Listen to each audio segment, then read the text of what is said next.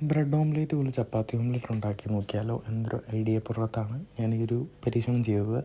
എനിക്ക് വിശന്നപ്പം നോക്കിയപ്പോൾ വേറെ ഫുഡൊന്നുമില്ല, കുറച്ച് ചപ്പാത്തിയും കിടപ്പുണ്ടായിരുന്നു, രാത്രിയിലത്തെ ബാക്കി, പിന്നെ 2 മുട്ടയും ഫ്രിഡ്ജിൽ ഇരിപ്പുണ്ട്. അപ്പോൾ രണ്ടും കൂടെ വെച്ചിട്ടില്ല ബ്രെഡ് ഓംലേറ്റ് ഉണ്ടാക്കുന്നത് ചപ്പാത്തി ഓംലേറ്റ് ഉണ്ടാക്കുന്ന പോലെ ഉണ്ടാക്കിയതാണ്. ചപ്പാത്തി ഓംലേറ്റായിട്ട് ഉണ്ടാക്കിയതാണ്. ജസ്റ്റ് സംഭവമൊന്നുമില്ല.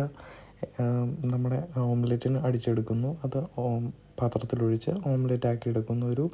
ഒരു സൈഡ് വെന്ത് മറ്റേ സൈഡ് ഏകദേശം ഒന്ന് സെറ്റാകുന്ന സമയത്ത് ചപ്പാത്തി മണ്ടയിലോട്ട് വെച്ച് കൊടുക്കുന്നു, എന്നിട്ട് തിരിച്ചിട്ട് മുരിച്ചെടുക്കുന്നു. അതുപോലെ 2 ഉണ്ടാക്കി ഞാൻ കഴിച്ചു, അത്രേ ഉള്ളായിരുന്നു.